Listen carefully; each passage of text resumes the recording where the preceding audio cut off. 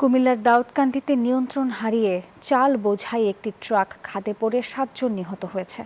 আহত হয়েছে আরও ৬ জন। ভোরে ঢাকা চট্টগ্রাম মহাসড়কের হাসানপুর এলাকায় এই দুর্ঘটনা ঘটে।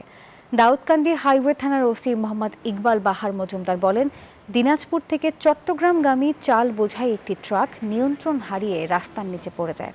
এই সময় ওই ট্রাকের ওপরে থাকা ১৩ জন ট্রাকের নিচে চাপা পড়ে। ঘটনাস্থলেই প্রাণ হারান ৭ জন। আহতদের উদ্ধার করে হাসপাতালে ভর্তি করে ফায়ার সার্ভিসের কর্মীরা।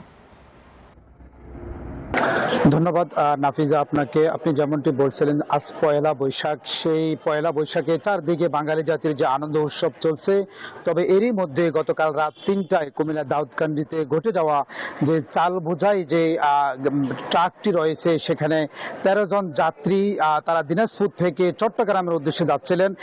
প্রতিমধ্যে দাউদকান্দি এলাকায় আসার পরে এই নিয়ন্ত্রণ হারিয়ে সেই ট্রাকটি খাদে পড়ে উপরে থাকা যে শ্রমিকরা রয়েছে সেই দিন মজুরেরা ট্রাকের নিচে চাপা পড়ে ঘটনাস্থলে সেখানেই ৭ জন নিহত হয়েছেন। বাকি ৬ জনকে বিভিন্ন হসপিটালে নেওয়া হয়েছে। ইতিমধ্যে পুলিশ আমাদেরকে জানিয়েছেন যে তাদের পরিবারকে খবর দেওয়া হয়েছে যে তাদের লাশগুলো গ্রহণ করার জন্য পরিবার সেই দিনাজপুর থেকে রওনা করেছেন।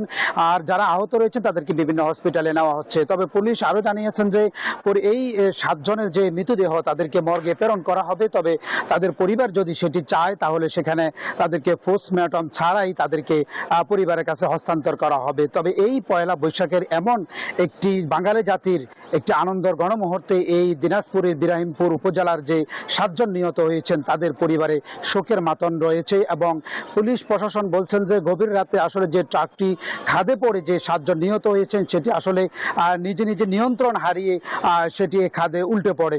আরেকটি বিষয় জানিয়ে রাখি যে দিনাজপুর সে বিরাহিমপুর থেকে চট্টগ্রামগামী যে ট্রাক বোঝাই যে চাল গাড়িটি যাচ্ছিলেন সেটি প্রায় ৫২০ কিলোমিটার তারা টানা জার্নিংয়ের মধ্যে দিয়ে তারা যাচ্ছিলেন। প্রতিমধ্যে যে ট্রাকের চালক আসলে তার চোখের মধ্যে হয়তো ঘুমের ভাব থাকার কারণে ট্রাকটি উল্টে পড়ে সেখানে গর্তে পড়ে এই দুর্ঘটনাটি ঘটে। তবে এই ঘটনাকে সাধারণ মানুষ এই আজকের এই পয়লা বৈশাখের দিন এমনটি প্রত্যাশা ছিলেন না। তো এই ছিল আমার কাছে কুমিল্লা থেকে সর্বশেষ। চলে যাচ্ছি স্টুডিওতে নাফিজা। পদ্মা সেতু, মেট্রো রেল এবং এলিভেটেড এক্সপ্রেসওয়ে নির্মাণের গর্বিত অংশীদার বসুন্ধরা সিমেন্ট।